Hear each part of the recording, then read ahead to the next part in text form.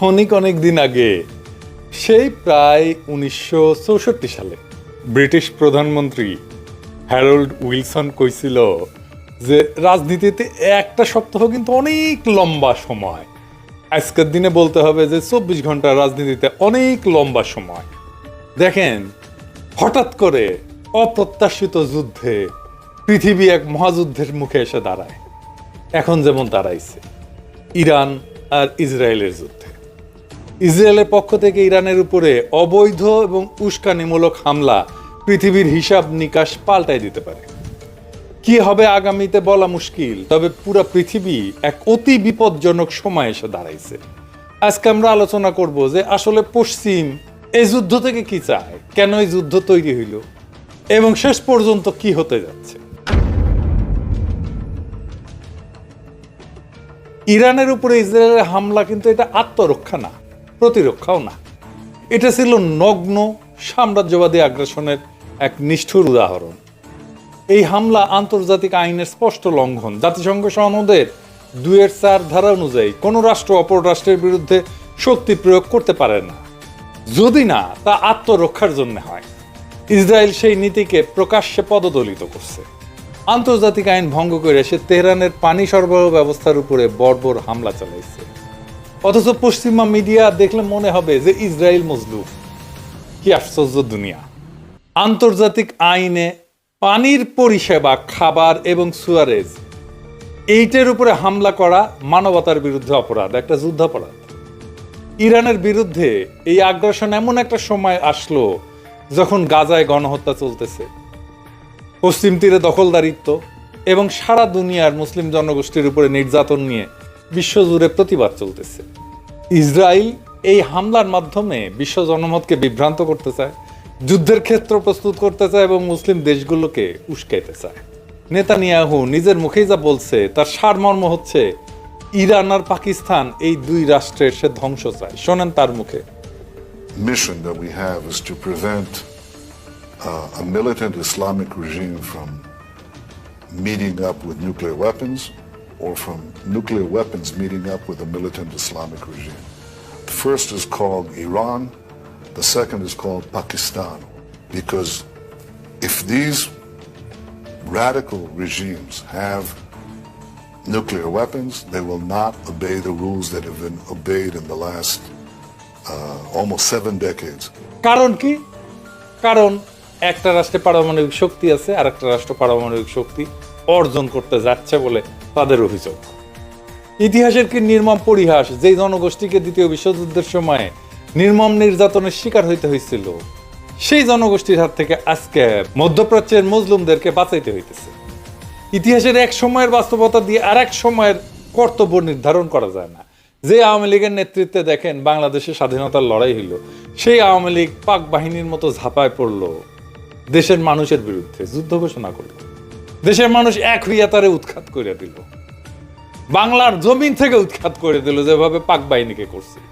ইরানে ইসরায়েলের হামলা শুধুমাত্র সামরিক অভিযান না, বরং এটা একটা ভূ রাজনৈতিক স্টেটমেন্ট।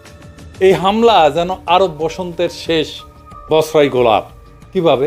একটু খুইলা বলি। আমরা সবাই বুঝতে পারতেছি যে হামলার পেছনে পশ্চিমা সাম্রাজ্যবাদী নীতির একটা ছায়া আছে। নেতানিয়াহু আমেরিকার জনগণের সাহায্য চাওয়ার সময় বলছে ট্রাম্পের সাথে সবকিছু সমন্বয় করেই হইতেছে। দেখেন, ইরানের পতিত স্বৈর শাসকের ছেলে বলছে ইরানে ক্ষমতার পালাবদল হইতে পারে। একই কথা নেতানিয়াহুর মুখেও। কিন্তু কিসের ক্ষমতার পালাবদল? বরং ইসরায়েল এই লড়াইয়ে পরাজিত হয়েছে। হ্যাঁ, হয়েছে। প্রথম মিসাইল ছোড়া থেকেই পরাজিত হয়েছে। এটা আমার কথা না, এটা ইসরায়েলি পত্রিকার কথা। তারা বলতেছে যে ইসরায়েলের একটা স্ট্র্যাটেজিক সুবিধা ছিল, তা হচ্ছে একটা ফুল স্কেল মিলিটারি অ্যাটাকের ভয় রাখতো সেই ইরানকে সবসময়। ইরান আলোচনার টেবিলে নেগোশিয়েট করে নিত একটা যুদ্ধ এড়ানোর জন্য। এইটারে বলে ডিটারেন্স, যা দিয়ে একটা সামরিক সংঘাত ঠেকানো যায়। ইসরায়েলের ডিটারেন্স ছিল আমি অ্যাটাক করে শেষ করে দেবো, এটাই ছিল তার ডিটারেন্স। কিন্তু আপনি যখন এটা ইউজ করে ফেলেন আর প্রতিপক্ষকে একেবারে হুতায় দিতে না পারেন, তাইলে আপনি পরাজিত। কারণ আপনি কতখানি ড্যামেজ করতে পারেন আপনার প্রতিপক্ষের, সেটা সে জেনে যাবে। নিজের শক্তিকে সে মূল্যায়ন করতে পারবে আর দেখবে তার ভয়টা অমূলক ছিল। এখন কি মনে হয় আলোচনার টেবিলে ইরান আর নমনীয় হয়ে থাকবে, এখানেই পরাজয় ইসরায়েলের। এখন সেই জন্য সে তার আব্বু ট্রাম্পকে ডাকতেছে সবকিছু সামাল দেওয়ার জন্য। ইসরায়েল হামলা চালাইছিল এইটা বলে যে ইরান যেন পারমাণবিক বোমা বানাইতে না পারে। ইরান যে জায়গায় আছে নিউক্লিয়ার পাওয়ার হওয়ার জন্য, তাতে তার বোমা তৈরি করতে কয়েক মাস থেকে 1 বছর টাইম লাগবে। এটাও হেরাচ্ছেরই কথা। যদি তাদের সুপ্রিম লিডার চায় যে আমরা একটা বোমা বানাই, তো ইসরায়েল তো তার লক্ষ্যই পূরণ করতে পারল না, বরং ইরান একটা শক্ত যুক্তি পেয়ে গেল যে পারমাণবিক নিরস্ত্রীকরণ যে চুক্তি করেছিল সেটা থেকে সে বাইর হয়ে অস্ত্র বানাইতে পারবে। বলবে যে আমার উপরে তো আক্রমণ হয়, আমার স্বাধীনতা সার্বভৌমত্ব বিপন্ন। এই কাজ করছিল উত্তর কোরিয়া, এই একই ঘটনা করতে পারে ইরান। কিন্তু এর বাইরে পশ্চিমা দুনিয়ার একটা লক্ষ্য আছে। কি সেই লক্ষ্য? একটা জিনিস মনে রাখবেন যে পশ্চিম কিন্তু ইসলামোফোব, এটা একটা ইসলাম বিদ্বেষী দুনিয়া, এটা মাথায় রেখেন। কিন্তু তাদের লক্ষ্যটা কি? লক্ষ্য হইল যে ইসলামী দুনিয়ার মধ্যে যে 2 ধরনের ব্যবস্থা আছে, একটা সেকুলার জাতীয়তাবাদ এবং আর একটা ইসলামী প্রতিরোধ, এই দুইটাকে একসাথে শেষ করে দেওয়া। একটা অতীতে ফিরে যায়, 1950 থেকে 70-এর দশকে প্যান অ্যারাবিজম বলে একটা জাতীয়তাবাদী ধারার উদ্ভব হয় মধ্যপ্রাচ্যে।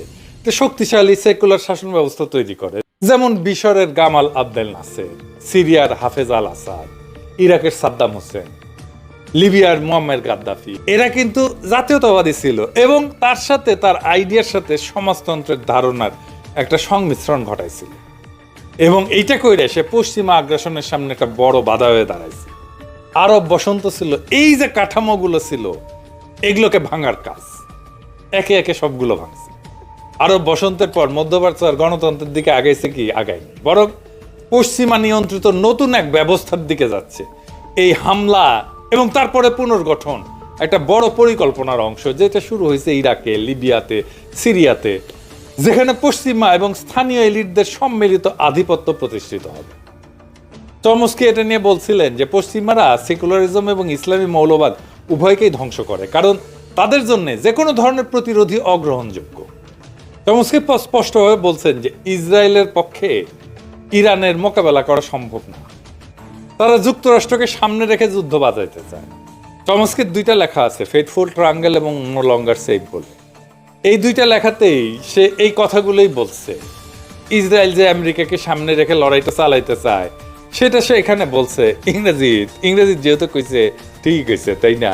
চমস্কি আবার বলছে যে সৌদি আরবে পশ্চিমা দুনিয়ায় যেই ধরনের ইসলামের সাথে মোকাবেলা করতে হয় তার সাথে কিন্তু কোনো দ্বন্দ্ব নাই, কারণ সেখানকার ইসলামকে তারা নিয়ন্ত্রণ করতে পারে।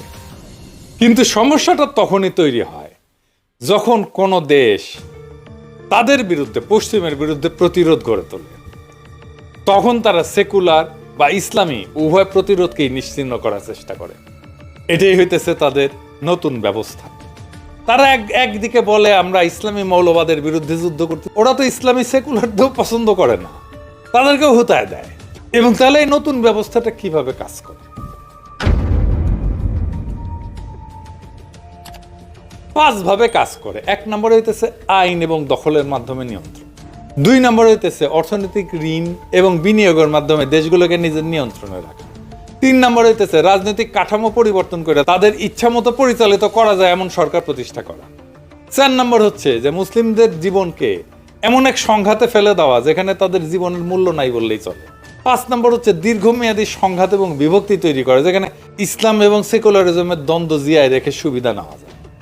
এই 5 নম্বর ব্যাপারটা কিন্তু ঘটতেছে বাংলাদেশে। এইটা নিয়ে আলাপ করতে হবে আমাদেরকে। আমি এটা নিয়ে আলাপ করব আগামী সপ্তাহগুলোতে, সবগুলো এপিসোডেই আমি এই বিষয়টা নিয়ে আরো বিস্তারিত আলাপ করব। বেশ কয়েকটা আলাপ লাগবে। আজকের এই আলোচনাটা শুনে নিশ্চয়ই আপনারা বুঝতে পারতেছেন যে নিজের দেশ এবং জনগণের ভবিষ্যৎ নিয়ে ভাবার সময় আসছে, কারণ এই ব্যবস্থার যুগের সূচনা আমাদের দরজার সামনে এসে দাঁড়াইছে। ফাইনাল কোশ্চেন, যে ইসরায়েলকে এই যুদ্ধে জিতবে? এক কথায়, না, জিতবে না। তার যতই সামরিক ক্ষমতা থাকুক, আপনার লড়াইয়ের বৈধতা থাকতে হয়, আপনার যুদ্ধের বৈধতা থাকতে হয়। এই ইসরায়েলের পক্ষে তথাকথিত পলিটিশিয়ান ছাড়া কোনো মানুষ, কোনো বিবেকবান মানুষ দাঁড়ায় না। দাঁড়াচ্ছে না। শিক্ষক বলেন, কবি বলেন, বুদ্ধিজীবী বলেন, সিভিল সোসাইটি বলেন, ইন্টেলিজেন্সিয়া বলেন, কেউ না। শুধু সামরিক শক্তির উপর নির্ভর করে যুদ্ধে যেতে সম্ভব হইলে আমেরিকা তো ভিয়েতনামে হারতো না, সোভিয়েত ইউনিয়ন তো আফগানিস্তানে ধাক্কা খাইতো না, আবার সোভিয়েত ইউনিয়নের পরে আমেরিকা এসে আফগানিস্তান থেকে লেজ তুলে পালাইতো না। এমনকি ইসরায়েল আজকেও আন্তর্জাতিক নিন্দার মুখোমুখি হইতেছে। যুদ্ধের প্রকৃত বৈধতা মিসাইল, ট্যাঙ্ক আর বোমা দিয়ে নির্ধারিত হয় না। যুদ্ধের বিজয় বা পরাজয়ের বিচার বস্তুত হয়ে থাকে জনতার চেতনার ক্ষেত্রে, যেখানে জনগণ, তার বুদ্ধিজীবী শ্রেণী, ইন্টেলিজেন্সিয়া একটা গুরুত্বপূর্ণ ভূমিকা পালন করে। ফরাসি দার্শনিক মিশেল ফুকো তার ক্ষমতার আলোচনায় বলছিলেন যে ক্ষমতা কেবল অস্ত্র দিয়ে না, ক্ষমতা নির্মিত হয় জ্ঞানের মাধ্যমে, ডিসকোর্সের মাধ্যমে, বয়ানের মাধ্যমে। বয়ান তৈরির ক্ষমতাই ক্ষমতা। অর্থাৎ কে শত্রু, কেন শত্রু, শত্রুর বিরুদ্ধে যুদ্ধে যাওয়া কেন নৈতিক এবং প্রয়োজনীয়, এই সমস্ত প্রশ্নের উত্তর সমাজে তৈরি করে বুদ্ধিজীবীরা।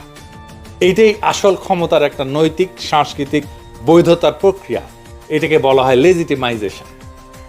ইতিহাসের দিকে তাকাইলে দেখা যায় দ্বিতীয় বিশ্বযুদ্ধের সময় ফ্যাসিবাদ বিরোধী লড়াই শুধু সামরিক অভিযান যথেষ্ট ছিল না, বরং নাৎসিবাদের বিরুদ্ধে ব্যাপক বুদ্ধিবৃত্তিক এবং সাংস্কৃতিক অভিযান পরিচালিত হয়েছিল। লেখক, শিল্পী, দার্শনিকরা একজোট হয়ে বলছিলেন এই লড়াই সভ্যতার লড়াই, মানবতার লড়াই। ফলে এই যুদ্ধের নৈতিক বৈধতা তৈরি হয়েছিল এবং সেটাই শেষ পর্যন্ত পশ্চিমা শক্তির বিজয়ের মূল চালিকা শক্তি হিসেবে কাজ করছে। একইভাবে ভিয়েতনাম যুদ্ধের সময় আমেরিকার বুদ্ধিজীবীরা, এই নোয়াম চমস্কি, তারপর হাওয়ার্ড জিন, অসংখ্য দার্শনিক চিন্তাবিদ যুদ্ধের বিরুদ্ধে যে শক্তিশালী বয়ান তৈরি করছিলেন, সেটাই শেষ পর্যন্ত আমেরিকার ভিয়েতনাম নীতিকে ভেঙে ফেলতে সক্ষম হয়েছিল। আমরা হাসিনার পরাজয়ের কথাই বলি। হাসিনার পরাজয় তো একদিনে আসে নাই। হাসিনার শাসনের বৈধতাকে আমরা ক্রমাগত এটাকে ধ্বংস করছি বয়ান দিয়ে, মানুষের মনে আমাদের লড়াইয়ের নৈতিক বৈধতা তৈরি করছে। সামরিকভাবে অত্যন্ত শক্তিশালী ছিল, এখনো আছে আমেরিকা।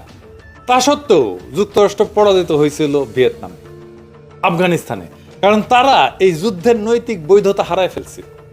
বর্তমান বিশ্বের দিকে তাকাইলে মধ্যপ্রাচ্য বলেন, ইউক্রেন বলেন, তাইওয়ান সংকট বলেন, ইরান ইসরায়েলের দ্বন্দ্বও বলেন, এখনকার আমরা এই একই দৃশ্য দেখব। এই যুদ্ধগুলো সামরিক শক্তির প্রতিযোগিতার চাইতে হয়ে উঠছে বুদ্ধিবৃত্তিক এবং সাংস্কৃতিক বৈধতা বা অবৈধতার সংগ্রাম। কে সঠিক, কে মানবিক, কে আগ্রাসী, কে নির্যাতিত, কে মজলুম, কে জালেম, এই সমস্ত প্রশ্নের মাধ্যমে বিশ্বব্যাপী বুদ্ধিজীবী, মিডিয়া, সাংস্কৃতিক প্রতিষ্ঠানগুলো তৈরি করে চলতেছে যুদ্ধের বৈধতার কাঠামো। ফলে যুদ্ধ এখন শুধু ভূখণ্ড বা সেনানিবাসের মধ্যে আবদ্ধ না। যুদ্ধ আজকে হয়ে উঠছে চেতনার যুদ্ধ, ওয়ার অফ কনসাসনেস।